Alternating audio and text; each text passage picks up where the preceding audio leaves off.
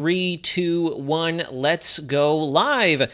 Ladies and gentlemen, welcome back to Weather Center Live. It is August 28th, 2024, 8 o'clock Eastern Standard Time. We're back here in the Weather Center for another live tropical update. We do have a decent amount to talk about. It's been a steady brewing, so to speak. We've been slowly trying to build that momentum, but we are slowly but surely still continuing to compile the evidence that we just might see a bit more tropical development here on the immediate horizon. So September looks to come in, maybe not as much of a bang, but looks to more or less resurrect the tropical Atlantic since we've been kind of holding our breath since Hurricane Ernesto made its fateful departure from the North Atlantic AOR approximately 7 some odd days ago. It's been a little over a week, I believe. But good evening, ladies and gentlemen. I already see the chat alive and well. It's good to see everybody. I have a bit of news. I'm going to go ahead and rip the Band-Aid off. And we're going to go ahead and talk exactly what it is that we have going on come September 3rd, 2024. So first and foremost, if you guys would be a lovely audience, please nudge the like button. Let's get this information out there because we do have some pretty prevalent info to pass along to you guys. First and foremost, you guys, for my Floridians especially, are looking at the latest digital and broadcast meteorologist for Click Orlando WKMG Channel 6 here in the Central Florida area in Orlando, Florida. So starting September 3rd, 2024, less than a week from now, next Tuesday after the Labor Day holiday, you'll catch me there live working with the wonderful meteorological team over at their studio. Super excited, phenomenal team of meteorologists. I'm sure a lot of you guys are very familiar with Just Weather. Jonathan Kagas, certified meteorologist. Him and I are going to be tag teaming the content. So I'm super pumped. Amazing guy, amazing friend, mentor. We're going to be putting out some fantastic quality content for you guys. And with that being said, I don't know exactly what the routine, what the schedule will look like. Next month, we have a buttload of stuff going on, not only with the studio, but with the military. I'm going to be gone a large majority of next month as well, which is kind of getting in the way of my OJT getting spun up for the digital and broadcast platform. So they've already told me when it comes time, if we're knees deep in tropical activity or severe weather, you're going to catch Weather Center Nazario up on television. So we'll definitely be, I'm looking out for you guys. That's kind of why I'd been alluding to you for most of this month. I want to take as many of you guys with me. I want us all to take this next step. This next step.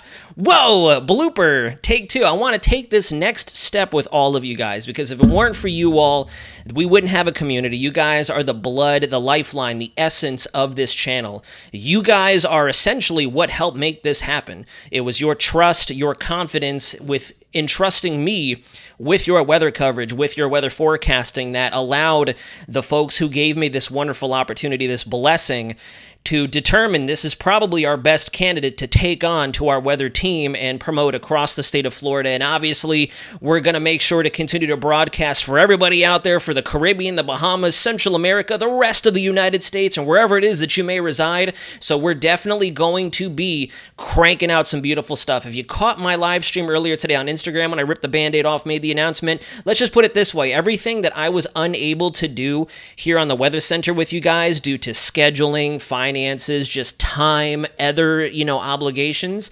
I'm going to take that, box it up wonderfully, and bring it to the table with WKMG. So everything that I envisioned the Weather Center becoming is going to transpire with them helping it out. So going to have a phenomenal team of meteorologists, scientists, degreed big brains doing the job alongside me. And I can't wait, guys.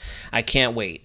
So we're definitely going to, the big thing alongside that is the channel here may change a lot. I might not be as present on the Weather Center. I may be elsewhere, but I'm not going to forget the community. In fact, I encourage the community to come with me wherever it is they put me because I'm not going to forget about you guys. Shout out to my OGs, the ones who found me during Idalia this time last year. If I'm not mistaken, Idalia was bearing down on Florida this time 365 days ago. And thank you all to my recurring viewers and my newest viewers out there who just recently discovered us this tropical season. So with that being said, said, before the rest of you guys back out of the live stream, let's get into it. So we still have our area of interest out here. Hasn't gone anywhere. It's still at an 0 for 20 split, 0% chance of formation over the next 48 hours, 20% chance over the next 7 days. And to tell you the truth, I do believe we're going to see that 7-day mark start to go up, pending I don't jinx us in this live stream, because this is the same thing that happened on Monday. We talked, we had a fairly confident signal moving forward. All of our models were calling for development, the Euro, GFS, Canadian, Icon, the Korean, the UK, everything you want to put on the table, even the Australian and the Chinese, the Japanese models were calling for something developing alongside another upstream disturbance coming off of Africa that's going to poise itself just to the immediate south of our Cabo Verde Islands. Then we saw everything back off for much of Tuesday. Much of Tuesday just kind of died, and we were all just kind of like, now we're left holding the bag. We went from a confidence signal to pretty much nothing. Gary, you were at the Daytona, the Coke 0400, Gary. We were there, my family and I. It was a great time, phenomenal evening, definitely clear skies, wonderful sunset as well, nice cool onshore breeze, finishing off the East Coast sea breeze, so it was a phenomenal race. That big wreck at the end, though. So here's the latest. This is our 0 for 20 shot right here, guys. Formation over the next 48 hours, 0%. 7 over the next 7 days, 20%. Moving west-northwest at 10 to 15 miles an hour. I do believe that we're going to see this track drift just a bit towards the south. In fact, to tell you the truth, a lot of you guys had been asked, well, I shouldn't say a lot, but there have been a few comments recurringly asking about whether or not we could see another system take a track reminiscent of what we saw Beryl do earlier this hurricane season. I'm going to quickly add the disclaimer. I'm not forecasting a Category 4 or a Category 5 coming towards the Windward Islands. I am not saying that whatsoever. We're going to talk about some of the variables working for us and potentially working against us. We're going to play that middle ground here, but I'm noticing in the latest model runs, not only some 12Z data, but even our evening 18Z data. Particularly, I'm looking at the European model and the German model, the Icon, both of which are developing a mid and low level circulation with this monsoonal trough breakdown, the westernmost extent, which I'll show you on the satellite, and actually taking it a bit more due west than it gaining latitude. The Canadian model at 12 Zulu today showed us an iteration to where this thing does spin up a little quicker and move just to the immediate north of all of our island nations, punching straight through the Turks and Caicos and into the Bahamas and parking itself off the east coast of Florida. So definitely a doable solution. Is it the most likely outcome? One of our favorite catchphrases now? Well, we're not quite so sure just yet. I personally have a gut feeling that our upstream system back here, which the thumbnail implies, I would not be surprised here very soon over the next day or two, maybe even sooner than that. We have another yellow X with another blip of possible development out here. This one is just about guaranteed to take a bit more of a latitudinal approach. It'll likely find a bit of a weakness. That's typically how these systems react. Whenever we have that freight train of systems coming off of Africa, they tend to go west, they tend to go north, then they tend to go west, and then they tend to go north on a normal season. Obviously, we know last hurricane season didn't quite behave that way because of our El Nino oscillation and our subtropical jet derailing a lot of the synoptic pattern over North America and creating a lot of havoc for our subtropical high, the Bermuda Azores high, tucking it in up towards the east side of the chart. That allowed most of our systems to perform that fish storm dance up and out towards Bermuda and into the greater Atlantic. So we shall see. There actually has been more consistent signals identifying development for that upstream wave that's coming off, and I'll show you that monstrosity here on the satellite right now. We'll switch over to the water vapor shot. You can see right in through here is where our monsoonal trough extension ends, and a lot of our models, the GFS, not as pungent with development. The Icon, the Euro, and the Canadian are on board with it, as well as our ensembles. The ensembles are the key here, and the ensembles have been back steadily upticking once again, run to run. We're going to see if we don't crash and burn at 0Z. There's been a lot of we're back and it's over this hurricane season. We are very sensitive out there because of the atmospheric pattern. The positive NAO is creating a lot of tremendous dry continental air coming off of Africa. It's not the dust anymore. Let's get that out there in open air as well. It is not the dust. I mean, if you look at Africa, we have tons of moisture. We are well above average in terms of precipitation out there there across Africa as well, which is what instigated that latitudinal gain in our ITCZ, the actual axes with which our tropical waves are traveling east to west off the continent of Africa. It's been bowed up towards the north because of how much precip we have wandering off, and we have yet another Independence Day style tropical wave coming off. We're probably, unfortunately, going to see a lot of this convection and thunderstorm activity fall apart as it wanders off towards the west, but this is our upstream feature that I do believe we'll probably see a designation here very soon from the National Hurricane Center. They actually even stamped a random spin just off the upper corner of the chart here, that little thing that's coming off the screen there. They stamped that for a random 0 for 10. I don't know why. They gave it an 0 for 10 and then discontinued it within 2 outlooks. That was very weird. Weird flex, but okay. This is going to be the area we have to watch. This is our monsoonal trough extension, and what's expected to happen is this is going to weaken and fall apart as our area, hopefully, fingers crossed, we can get out of this very anomalous state and get back to more traditional tropical forecasting. So what's expected to happen is the monsoonal trough is going to start to slowly dissolve, and as a result, the vorticity that happens within the monsoonal trough as it begins to fall apart is going to naturally want to rotate and move off towards the west. And it's this area particularly right in through there that could show us low end formation. And when I say low end, I mean this is going to be gradual. I really do think because this is more monsoonal in nature as opposed to just a tropical wave like this bad boy upstream, this is going to be a lot more gradual. A lot more gradual. Here's a look at windy.com. The reason I have this up is I wanted to look at the pattern real time. So first and foremost, what I want to drag your attention to is the fact that our prevailing easterlies are back in business across the tropics. If you look, you can see dead space in our winds through here. This is going to be your monsoonal trough, creating a lot of robust thunderstorms and moisture out there. But you can see, I'll draw it in a different color as well. Look at how our gradient runs due east to west through the tropical basin right up into the Gulf of Mexico, where we have a warm sector developing that's producing severe weather for the Dakotas, Montana, Wyoming, parts of Nebraska, etc. You know, our traditional mature system up through there that's creating a lot of chaos for the upper Midwest, the upper Great Plains as well of the United States. But regardless, all I'm trying to show you is we have very, very good easterly trade winds across the Atlantic, so anything that does form or anything that does hold some level of organization is going to travel to the west. Regardless of how weird or how bizarre the pattern is, we know for certain that if there are disturbances, waves, etc., even if they're struggling to hold on to convection, struggling to hold on to their life force, they are going to move off towards the west. From there is when things get a little bit more wonky. You can see we have a very strong ridge that's pushed up into James Hudson Bay over eastern Canada, the eastern United States, stemming from the southeast and the Gulf of Mexico. We also want to watch the Gulf, because we have a lot of Caribbean-style equatorial thunderstorms that are surging to the north up into the western and central Gulf of Mexico, associated with the tail end of a frontal boundary that's draped back along the Gulf Coast to the northern periphery of Florida and back over open water. So we'll have to kind of watch that as well.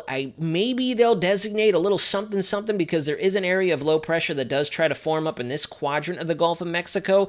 It'll be very short-lived, very sloppy, nothing crazy or anything detrimental to our neck of the woods up there for Louisiana, Mississippi, and Texas.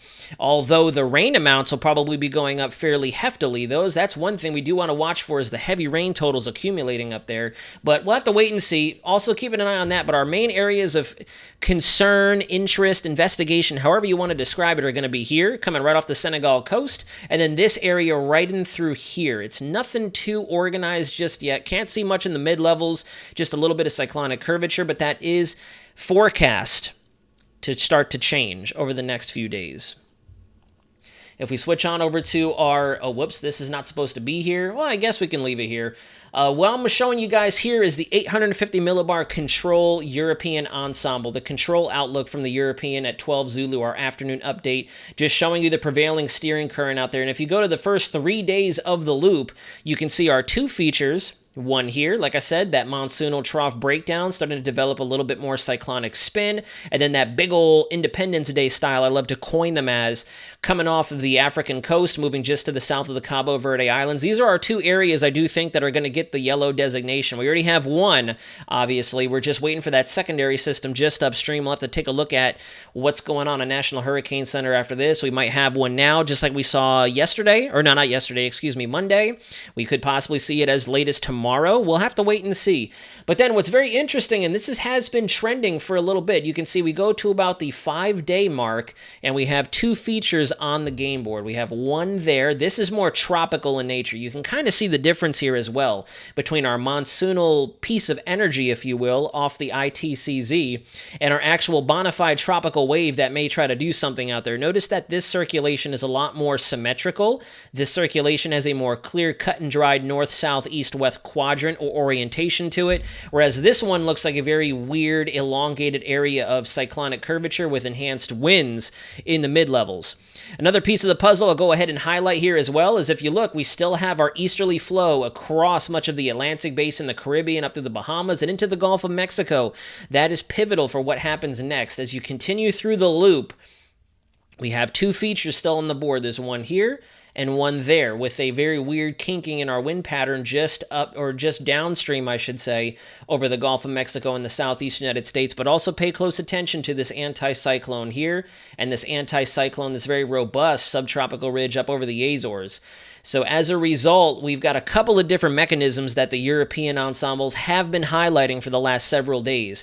We have this very weird, almost stable wave slash tropical-ish, we'll say like a very bizarre hybrid combo of low pressure over the Gulf of Mexico, creating an inverted trough, to our anticyclone up over the Midwest, the Great Lakes, the Northeast. Then we have our Bermuda high extension off of our Azores configuration, and then obviously we have the Azores center situated up just off the coast of Spain, Portugal, right over top the Azores Islands to the south of Greenland and Iceland. So essentially, without all the mixed jargon, what I'm trying to tell you guys is we have clockwise flow here. There's our inverted trough. We have clockwise flow right in through there. And then we have an extension of that clockwise flow right in through here. So our gradient is going to be ripping west to east or east to west across the tropics. So we'll have to watch this first feature very closely. We'll get into the ensembles here in a moment. If I go to the very end, this does look a bit concerning right there. So this is where things get fairly interesting.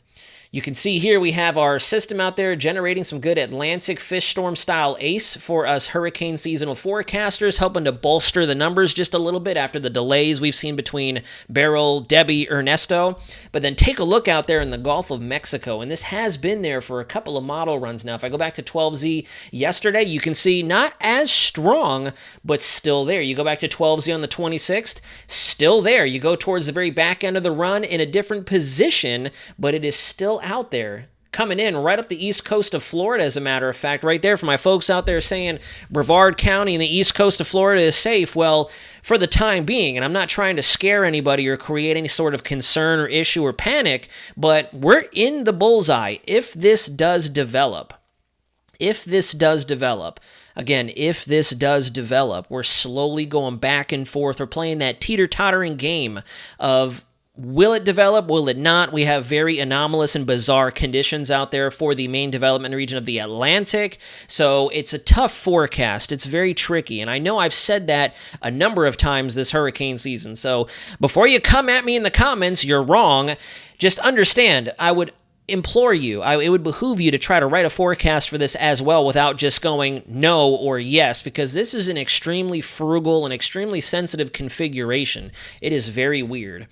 So we have a little bit of run-to-run development, run-to-run consistency here on the European model. You can see even on this run of the model, it does have something forming up as well. And this is now 3 days into the pass. This is the 25th at 12Z. You go to the tail end of the run, and there's our development right there, moving up towards the North Carolina coast. So we have seen consistent run-to-run agreement from the European model, the control member that is, that something will form in the western extent of our tropical Atlantic, push through and possibly move up like this, or possibly continue on through into the Gulf of Mexico. And notice, just like we saw with Debbie, our European model is slowly but surely dragging it off towards the west. We're going to have to watch that closely. There's nothing official or set in stone, but we will definitely want to keep a close eye on that. I have this put up right here now, and I just wanted to bring up the Saharan dust just to go back to what I'd mentioned earlier to you guys. The Saharan dust is not really an issue right now. A lot of it is more so going to be brought on by what's called anticyclonic wave breaking, very similar to the Kelvin waves that I talk about horizontally coming across the atmosphere. This would be more of that vertical perspective if you're looking at it from the top down. So essentially what a wave break is, and I'll draw it on here on the chart just so you guys get a better picture, because I like that we have like a chalkboard here. It's a black background so you guys can see everything. Let's say, for example, we have our subtropical ridge right here just parked across the Atlantic. So what happens with wave breaking is on both sides of a ridge, we both know, or we all know, that we have a trough and we have a trough. And then we have our jet running through like so. So when a wave breaks, this would be a long wave pattern. We have a wave here, and a wave here. So whenever the wave breaks, we see a break in the continuum in our pattern. So without all the jargon and, again, the sophisticated talk, basically we're going to see this break, we're going to see this break, and we're going to see this break. And as a result, these features will progress downstream. And what typically happens is we see an extension, a vertical extension to the ridge. We see an amplification or a deepening of our trough axes on either side, and we're typically left with some positive vorticity as the wave falls apart. And I'll clear the ink one more time. I'll give you the wave here. And then what happens is we get this elongated area of positive vorticity, a streamer, a PVS for the acronym. And what that does is it creates not only good shear along the front side of it with that positive vorticity, that divergence, but it also brings in a lot of dry air from the poles, because we have a trough essentially extending in a positive fashion back towards the southwest. So of course, with every trough, with every plunge of dry air that comes in from the mid-latitudes or the poles for particularly the wintertime, it has to go somewhere. And as that trough comes south and the wind flow around it brings it down towards the south, and that's what gives us all those pushes of dry air that's been more or less capping off the Atlantic. That's why it's been very quiet. But if you look at the actual dust, the dust is really not doing much. This is a very doable setup for Saharan dust, whether it be in the main development region of the Atlantic or in the MDR of the Caribbean near the Gulf of Mexico. You can see that even the NASA model does have that spin moving right over the Cabo Verde Islands. We have 2 spins on the NASA model even, so just another little layer to the layer cake. We have one right there and then one right here. So, just some interesting features to note. Now, let's get into the probabilities, and we'll look long-term. We'll look down the road with our ensembles. And notice, guys, for just a rule of thumb, when you don't have a system on the board, you want to look at your ensembles more than your deterministic models. Because I notice a lot of folks on the Weathersphere in X, the old Twitter, on TikTok, on Instagram, here on YouTube, there's a lot of folks who will mention that the operational run of the GFS or the operational run of the Euro doesn't have anything. It's like, well, of course it's not going to have anything because we haven't developed anything yet. Our models, the deterministic models, remember, they only get that initial data. Somebody actually called me out on that earlier this week, I believe. Somebody had said in a comment that you were wrong about the data assimilation. It's like, well, I'm not wrong. It's just that the model didn't do what I was hoping it would do or what I projected it would do. But every model run, particularly at 0 and 12, assimilates fresh data, upper air and surface data from all our weather balloons, our radiosondes, our observations that are taken throughout the day. Anyways, that's neither here nor there. Whenever there isn't a closed circulation or a trackable entity, deterministic models are only going to show you so much, and they're going to spit out some weird stuff. So that's why I always start with the ensembles when presenting the weather with you guys, especially for forecasting something that's not there yet. If you look at the probabilities, the blend of models here from our 12Z European, you can see we have one very weird signal out there in the West Gulf of Mexico, the northwest quadrant, like I briefed you guys on the satellite image. There is our next system that could possibly show some signs of development after getting into the Eastern Caribbean, and then we have a very gratuitous signal with that next system that's expected to fish out and move up in between the Azores and Bermuda. Should hopefully be no issue for anybody's weather across the spectrum here in the Northern Hemisphere. And then you can see just a garbled mess of all sorts of signals out there in the Gulf of Mexico, the Yucatan, Central America, even some lesser ensemble products bringing it up through the Bahamas and up our eastern seaboard. So anything is possible. Anything is on the board. Here's a looping image of our Weather Nerds ensembles, and I will go ahead and move my big head out of the way so you guys can see it a little bit more clear.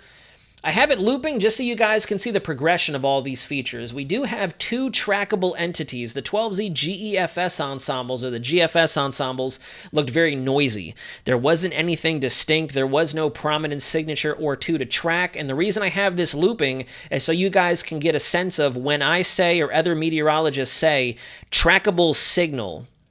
Trackable signal. This is a trackable signal. You can see that at the start of our ensemble run, we're expecting development within the next 4 to 5 days.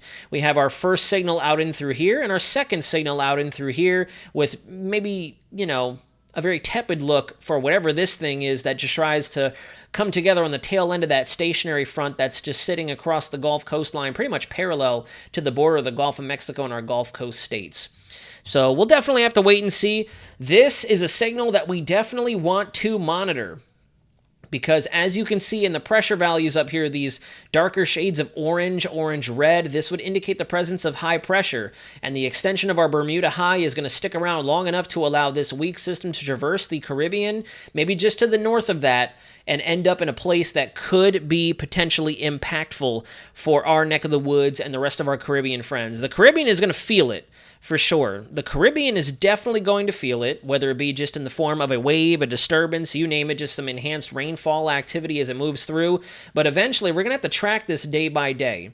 And going back to what I'd mentioned on Monday, I'm still taking the conservative approach. So before you come at me again, and I don't feel like I need to repeat myself there, but I'm taking the conservative approach. We're not forecasting imminent impacts. We're not forecasting any alerts.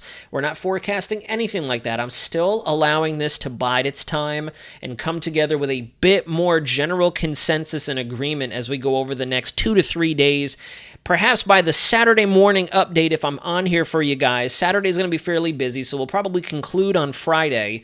But regardless, by Friday night, Saturday morning, if I don't see a general consensus by then, I'm going to remain hands-off and very conservative in what I bring to the table with you guys. But fairly decent signal here. The upstream system that's expected to move up into the central and eventually the North Atlantic is far more confident as we stand right now. And then down here through the Caribbean, latent developers. And I think that is probably what is going to be the kicker here. I really don't think with this first system being a monsoonal type setup, a monsoonal source, as opposed to a solid wave, I think that this feature, if it can survive the rest of its trek through the main development region of the Atlantic, not come too close to our greater Antilles, we might see something come together out here in the central and western Caribbean, either Jamaica, the Cayman Islands. That would be, if I had to spit out to you guys, something that doesn't sound like this or this or this, or like I'm just saying, anything is possible without putting it to you that way. If I had to give you my best first hypothesis for this first system, I do believe we're going to see a bit better of an environment as we get beyond the Eastern Caribbean, the ECAR here, and the West Atlantic Basin. Once we get beyond those two X's and into the Western Caribbean, unfortunately, like I said, closer to Jamaica, closer to the Cayman Islands, closer to areas previously impacted by Beryl earlier this hurricane season, that is when I do think we'll start to see something get its act together and potentially close off a little bit more. If I switch over to our GEFS ensembles, let me click refresh so we can get towards the tail end of the run. There we go. You can see the GEFS. I'll go back to 12Z so we can do a comparison as well. When I say noise, take a look at the run for 12Z. Notice how we literally have members everywhere. We literally have members all over the place. You can't tell what's what. There's stuff here, there's stuff here, stuff here, stuff here. I didn't like the 12Z model run. The 12Z GFS did some very funky things with that system as well. It still developed it, but too many weird things going on beyond 200 plus hours with the GFS, which is what it's known for. So taking that with a hefty grain of salt, the European model and the Icon model, and even the Canadian model for this afternoon, earlier this afternoon, had a bit more of a coherent pattern, a more coherent solution that I can actually work with when putting this live stream together. So this here, you really can't tell what's what. We have stuff here, here, here, here, here, here, here. Is this the wave? Is this the wave? Is that the wave? Is this the second wave? Is this the second? You know, it's very weird. It's very messy. This is a noisy chart. This is a very noisy chart. If I switch over to 18 Zulu, notice the difference. Now we have a bit more of a trackable solution here. We have something weird in the Gulf, still reminiscent of that west-northwest quadrant stationary energy, whether it be a subtropical style stable wave forming along the frontal band out there, that very light gradient of temperature discontinuity. This is most definitely that first wave. In the GFS here, the ensembles anyways went full weenie, as we like to call it on my tropical chat. You can see each of these individual members right here, 1, 2, 3, and 4, all calling for a major hurricane moving between Bermuda over the Turks and Caicos and the Bahamas. That's the main reason we see it suddenly gain such latitude, because of how strong it gets. And then obviously there is our upstream signal. From a forecasting perspective, this is what we enjoy to see. This helps our case a little bit and provides us with a bit more cut and dried evidence to propose to our general viewing base, because we can track it. It's very trackable. If I go back to the very beginning, you can see system in the Gulf, some very small, subtle bubbles of low pressure. There goes our first system, and there goes the second one. And as this system moves through, notice those strong ensemble solutions very quickly find the weakness in our ridge of high pressure, also likely in part due to whatever this stuff is ejecting out of the Bay of Campeche in the western Gulf of Mexico. That could also help to open up a window of opportunity for this thing to slip towards the north. Unfortunately, after impacting and influence the weather for our greater Antilles down there, from Puerto Rico, Hispaniola, Cuba, maybe some of our southernmost members affecting Jamaica, and then up through the Bahamas. Then we have our upstream system that would likely definitely get, or would likely, I should say, not would blah, blah, blah, but would likely get a designation somewhere within the next 24, 36 hours. As we go through time, notice that there are a couple of ensemble solutions for the Gulf of Mexico. Now, this is where it gets tricky. This is where, from my end of the spectrum, or from my perspective here, it's tricky. If I had to put any early stock on these ensemble members, I'd probably be aspiring, or I would probably aspire to pick these guys here, the more downstream members, the more further west. And I swear, for any new viewers who may be in here tonight, this is not me cherry picking the lineup here, trying to pick something that involves more impacts, I promise. But just based on where we're coming from, the fact that this isn't a bona fide disturbance, a bona fide tropical wave with embedded vorticity within it already, basically spin that's already built into it and vorticity brought on by the intertropical convergence zone. This is more of a monsoonal breakdown, different source, different type of energy. So I would place early bets on latent development, a latent developer, something that would spin up later. And if you notice, the reason I'm putting a little bit, just a little nudge, a little bit more stock in our westward ensembles is because it reflects that delayed development. See how those weenie members, I love calling them that, I'm sorry. I know that's a very unprofessional term, but it just sounds silly. You can see how those stronger ensemble members very rapidly accelerated up towards the north and possibly become an issue for the eastern seaboard, but then we have those late arrivals to the party that come into the Gulf of Mexico and then slowly arc back towards the north, unfortunately posing a risk for areas along the Gulf coastline from Louisiana. Mike, if you're out there still watching, for Louisiana, the New Orleans area, through Biloxi, Gulfport, and then Alabama, in the panhandle of Florida, maybe even the west coast of Florida.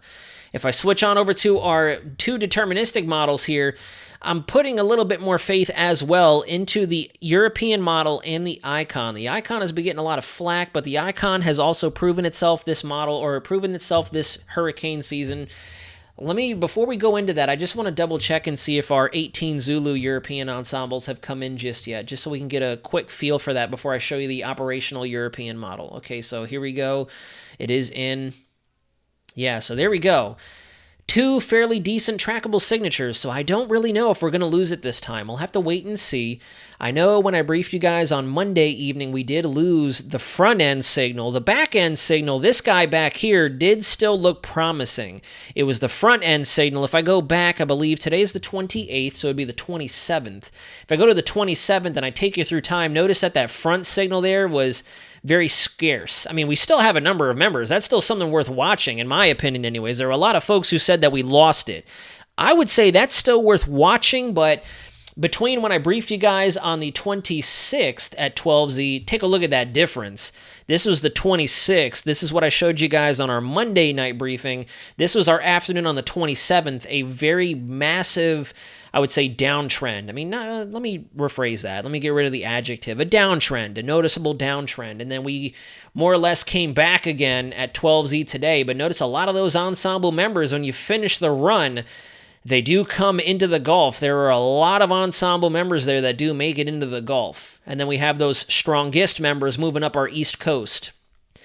So you can take my information with a grain of salt. You can take the forecast, especially 250 hours out, with a grain of salt. In fact, I would encourage you, just because of how much volatility we have seen over the last 30 days, it has been very tricky. It's been a case of, it's like a book at this point. You can read it like a book.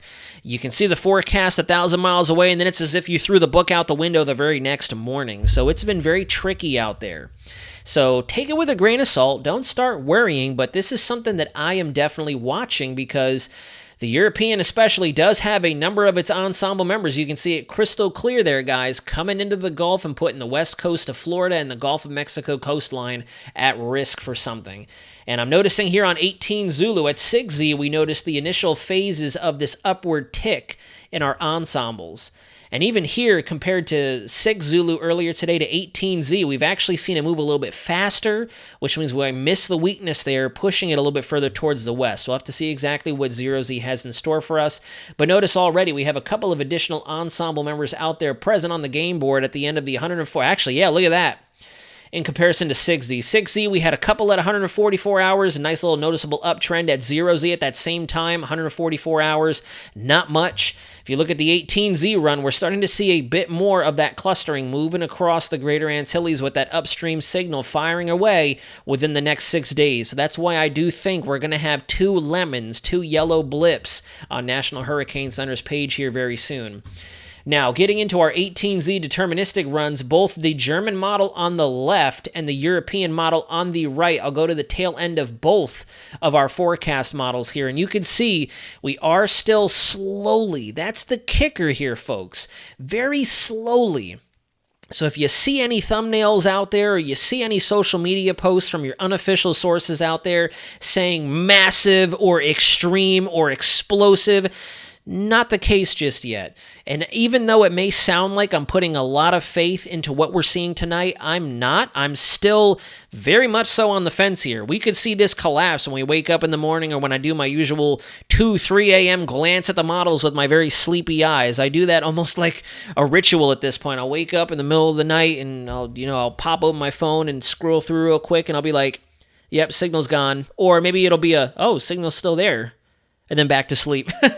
But we'll see. You know for certain, because we're in the heart of the hurricane season, I'm definitely going to be waking up again and taking a look. But these have definitely been going up. We have a very pronounced signal on the icon model here for our secondary system that should pose no threat to any landmass whatsoever, not even our Lesser Antilles, so we're catching a break there. And then the icon especially has our frontward system, our front-leaning system, our leading edge, our leading system. I don't know why I kept getting my terminology garbled. We have our leading system here leading the herd coming in at a bit more of a lower latitude. So this puts our windward islands under the gun for some tropical impacts. And then the same thing with the Euro. We have our broad area of vorticity at 850 millibars. And then our upstream system is getting that look, as they like to say, closing off and consolidating into a total sphere. So definitely worth paying attention to. We saw a day's worth of consistency. Now, what I have here is going to be just a random outlier. This is that devil's advocate in me. This is showing, okay, well, we always look at the euro, we always look at the GFS. What's something else that you can bring to the table, David? And what we have here is our Australian model. I know it's very out there, very out of left field, but the only reason I bring this up is you go to the 4-day mark, and even the Australian model is onto something. You can see right here we have a spin, and then we have a spin. So even our Australian model out here, just to show you a little bit of that model-to-model consistency, is showing a little bit of development with a system punching through the Caribbean, and then another system developing out here over the MDR of the Atlantic before cutting off towards the north. This is definitely a little weird entity. There's like a third spin out here, but again, this is the Australian model, so let's not put a ton of faith into it, just kind of giving you that extra little breadcrumb, that extra little spice, salt bay in it for you guys, so you can see that we are seeing computer model agreement this afternoon, unanimous that there will be something forming out there. And then finally, last but not least, before we get ready to cut the live stream, I've riddled to you guys the steering pattern, the influences at work here. Just wanted to show you the long-range control model of the European from earlier today. You can see our first system out there in the Atlantic does slowly get its act together. This bubble of low pressure there, 1,012 millibars. And then if you look, this is by the 7th of September, 240 hours out. You can see a latent arrival of our system down here near the Yucatan Peninsula. And as you finish the loop up, you go to the 270-hour mark. This is now, I believe, getting close to the 10-day mark, 300 hours, 324 hours, and then the final end of the loop. Let me go back just a little bit right there. This is 324 hours out. So again, I'll repeat that. 324 hours out. We have a long time to watch. Nothing is cemented in stone, but we do have trackable signals that we're keeping our eyes on. So if you look, we have a system in the Gulf, and we have a system out there in the Atlantic Basin. This feature up here, this area of low pressure with fronts attached, is likely what's catching this feature and pulling it up towards the north, and you can see the path of least resistance right there, cut and dried. Dare I say, a very Charlie Ian Katrina, blasphemy, I'm sorry about that. I was thinking 2005. This is a very Charlie Ian Wilma style pattern out here, and this is almost reminiscent of what Wilma did back in 2005, jutted up towards the Yucatan. Obviously is a much stronger system, so we have that working for us here. We're not projecting a major hurricane coming through, but you can see very reminiscent of that style track to where we collide with the Yucatan Peninsula and then dart back off towards the northeast. And if you fast forward just a little bit further in time, you can see that path of least resistance is pretty much plain as day. If we do end up with a system in the Gulf, this would definitely be a slam dunk forecast right there. Low pressure quadrant or low pressure corridor. There's our low pressure cyclone. So that thing's coming up like so. Let me redraw that line. This thing is coming up like so. Even then, that was a very wonky line.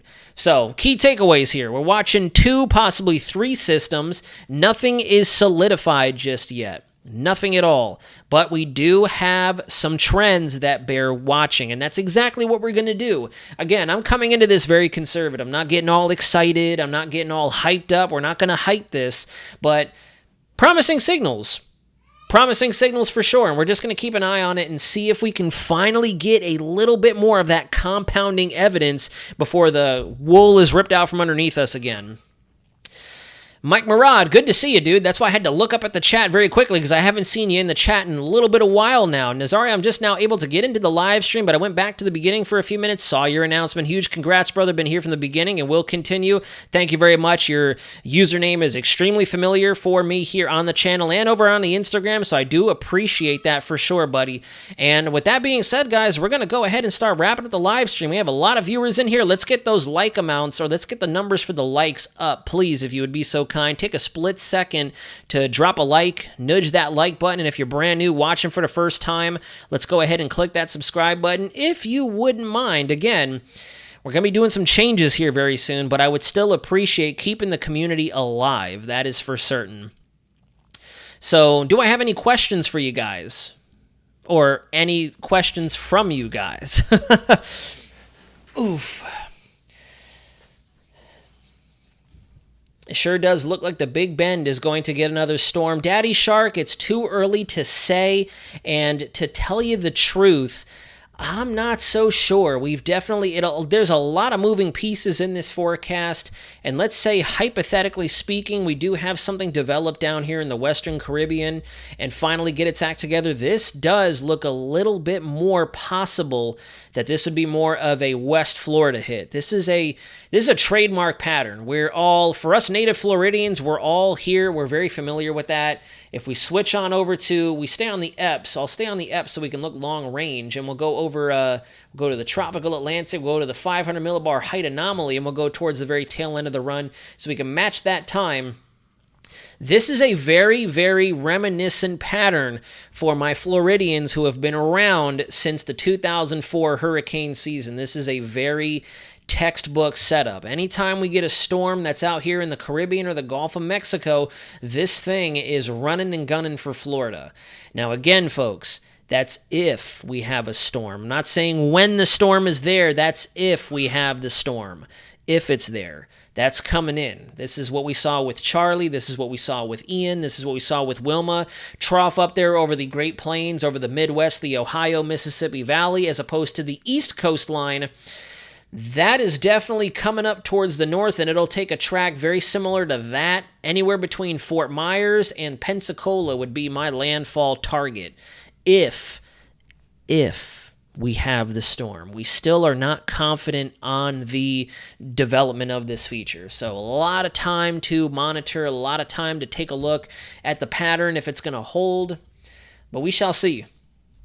Roxanne Hudson, what's your new channel name, and do New Orleans have a possibility of getting whatever forms in the Gulf later on? Absolutely. So, Roxanne, I don't know the name of the channel. I could be posting on the WKMG channel. We shall see. I should probably touch base with those folks and double check exactly what's going to be going on. But thank you kindly for the $10 donation. I do definitely appreciate that. And for New Orleans, I would say we're definitely in monitor mode. We're definitely just kind of keeping an eye on things. We have a lot of time to see if this thing actually does get its act together, but given the trends, I'll go back to 12 Zulu and take it all the way through so we can see the spaghetti plots on here. That's a decent number of members headed into the Gulf. We have a lot of spaghetti out there. Not a ton of them, but enough to where I'm going to keep one eyebrow raised. April Claremont, should we still continue to promote and share this channel? Absolutely, yes. We're not going to lose the Weather Center. The Weather Center community is definitely going to stay alive. I'm going to have to get a feel for what my tempo is at the studio, my traveling back and forth, because I will have to drive. I've been a remote employee for a little bit, so I just need to nail down the schedule. But definitely continue to promote the Weather Center. We're not disappearing. I'm not closing this channel down. This was our humble beginnings. So we're going to stay on YouTube, and I'm just going to be posting on a couple of different platforms from a more professional stance. So we shall see. Naz, how will this system move at a lower latitude if it does? If it does move, it's going to be more of a middle Lesser Antilles, if not a windward island system. So we shall see. But we'll have to definitely keep an eye on it. Right now, the European ensembles definitely keep it just to the immediate south of our Greater Antilles, and I do think that's more or less because of the fact that it develops. If you look at our ensemble members here, there is development just to the east of the Lesser Antilles, which will allow it to gain a little bit of that northward path, take a little bit more of that northward path and move just to the south, which could derail it, could hurt it, but what I'm concerned about is this. We'll have to see if this holds, because even if you want to call this a fairly conservative amount of ensemble members, because we do have 51 members of the European model, and we have maybe 1/4 here, maybe approaching 1/3. We have about maybe 10 to 20 members in the Gulf of Mexico. That's enough for me to watch. That's enough for me to keep watching. If we had maybe like 3 members, then obviously I wouldn't be thinking about it. But the fact that we have a nice cluster, a nice handful that really pops on our charts, that is worth paying close attention to. We're at 847. Let's see if we have our GEFS 18Z ensembles in yet. Nope, we're not all the way there. So let's go ahead and take a look at the SpaghettiOs instead. We'll see what the SpaghettiOs show towards the very tail end of the run. Yeah, there are still a number of them that do make it into the Gulf of Mexico, and still some faint whispers of some sort of a gyre system out there as well. I haven't lost track of that. We're definitely going to continue to keep a close eye on that as well to see if there is some sort of a Central American gyre that forms up or a weak gyre-like feature that forms up down there across Central America, the Yucatan, the Bay of Campeche. So we shall see, Todd. Will Mississippi get any hurricane weather? I'm in Macomb, Mississippi. Right now, we're not too sure. We just don't know. We're still keeping an eye out on development. Right now, we're monitoring for development. There's levels for this. Right now, first and foremost, our Lesser Antilles need to be prepared for an influence of your weather as this system comes together and breaks away from the monsoonal trough. And then from there, we're just going to have to wait and see. Good evening, Naz. Watching from St. Lucia. Hope my island is spared. So, Nancy, where we stand currently, our Euro and our Icon, the German and the European model, do want to try to consolidate a small, weak feature before moving across the islands, particularly nearest to St. Lucia. Right dead center of the Lesser Antilles. So we're going to keep an eye on it. I'm very curious to see if we go down the roller coaster again, because that's what happened on Monday. I briefed you guys as we were going up. And then Tuesday, we went back down. Today's Wednesday, we were going back up. Let's see if we can get through 24, 36 hours of consistency. If we can make it through the day tomorrow with these same type of signals, more or less, then I will go ahead and start to provide you guys with a bit more of a concrete outlook. Right now, I'm mainly just showing you where it could possibly go. I don't want to worry too much about impacts, stronger, weaker, the timing. Right now, we have about 7 to 10 days. So 7 to 10 days for us here in the United States to monitor this thing. Sad to say, Lesser Antilles, we got about 2 to 4 days. So, Ashton Gooden, I'm not ignoring you, buddy. Caribbean for another hurricane, we're still waiting. We just don't know. We're not sure yet. I do believe if this feature does get its act together and break away from the monsoonal trough configuration, it will be a late developer. It'll probably take its time because it's not fully tropical. This is not a tropical sourcing, if you will. It comes from the tropics, but it's not your bona fide feature like the upstream feature is. The upstream feature looks a bit more promising. That's this guy back here, this big old plume of moisture. Let me switch over to the infrared before we get ready to close out. This here is far more tropical in nature, and so far it's holding convection as it comes off the coast. We'll have to wait and see exactly what happens. And then our other feature is going to be right out in through here. Looks like it may already have some very, let me not use a black pen over a black backdrop, but it looks like we may have very broad cyclonic spin to it. Very slow, very not consolidated, very sloppy. Right in through there. There's where our first official yellow blip is, expected to track off towards the west. This is what I think is going to be our next yellow blip. Let's go back to National Hurricane Center's page, see if maybe they have it stamped. I would go ahead and stamp it at this point because of the fact that we have a promising look on a lot of our models and on satellite. Nothing just yet, so we'll have to wait and see. Will the Commonwealth of Dominica get impacted? So as of right now, Isabel, we're not looking at any direct hits. If we do see impacts, and I use air quotes for a reason, we'll likely see an increase in shower and storm coverage, some elevated winds, and obviously some rough seas along the immediate coastline. That's about it. We're not looking at an organized name system as of yet. Still have a little bit of time to get ahead of that. I will show you the Canadian model. The Canadian model was a bit of an outlier today, albeit it does continue to reinforce the potential for development. If I go back to 12 Zulu, you can see within the 4-day window, it does get its act together and forms up and moves through as an organizing tropical cyclone, tropical storm. This would be Francine, moves across the Greater Antilles, and then just barely tries to make a run for southeast Florida before slowly feeling the weakness in our frontal system right over in through here and nudging it back towards the northeast. This is a doable outcome. Most likely, we're not sure yet. We're still waiting. I want the evidence to compound. We only have about 18 hours of model data. We have 6, 12, and 18. 6, 12, 18. 0Z, some can speculate that the Icon and the Euro were kind of on it, but the GFS was not. The Canadian really wasn't. At least if I'm not mistaken, I believe the Canadian model at 0Z didn't have anything. I mean, it's got a little remnant feature down there moving across Cuba right there. This would be our feature. I bet if I switch over to the vorticity, we can see it, yeah, right there. So, I mean, the Canadian model had it at 0Z, but I would not call this evidence. I definitely would not call this evidence. And Scrooge McDuck, we're going to conclude the live stream with your recommendation, bud. That is true. I've been watching the UK model. The UK model, indeed, does also show us some development. If I go through the 12Z model run, you can see our spin crossing the Lesser Antilles right there on the 2nd of September, the day before starting up with WKMG, and then crossing into the Eastern Caribbean with our upstream system forming up and traveling up towards the north as well with a broad area of cyclonic curvature out there in the northwest Gulf of Mexico. There is our potential feature in the Caribbean, and then our third feature right there. And that's all she wrote, folks. That's all she wrote. Once again, just want to give you the friendly reminder, if you could be so kind as to nudge the like button, get this information out there to folks, trying to keep it as realistic, as accurate, and conservative as possible, just in case we wake up tomorrow and these signals crash and burn again. We have to wait and see. We've been on a roller coaster ride over the last couple of days. It's gone up, looked promising, then crashed and burned, then just to come back from the ashes and go back up towards the positive, or I should say the uptrend. So thank you all very much for taking some time out of your Wednesday evening. We will likely see you again Friday.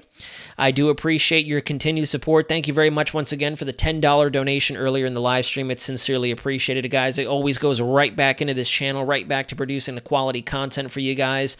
And we'll see you again very soon. If you have any questions, comments, or concerns, please feel free to drop me a comment in the comments section down below of this live stream upon its conclusion, and I will reach back to you at my earliest convenience. Consider clicking that subscribe button if you are brand new to the channel, or if you've been lingering and popping in and out of these live streams. I would definitely encourage you do so, because I cannot wait to not only bring you more content about the tropics, but also tag teaming it with the wonderful team of meteorologists that I'm going to have right beside me in the trenches as we go through the peak of hurricane season together. So guys, with that being said, until next time, this is Alex Baller 75. You are correct. 18Z has upticked for sure. It has upticked. We're going to have to see if this holds now. It's been very screwy. It's been very sensitive. So let's hope we didn't jinx it. Let's hope we didn't scare it back into a corner and it's going to retreat at 0. So to be determined, guys. But until next time, you know the drill. And Lord willing, we do continue to say this going forward, because if not, I'm going to miss it. But this is Weather Center Nazario signing out.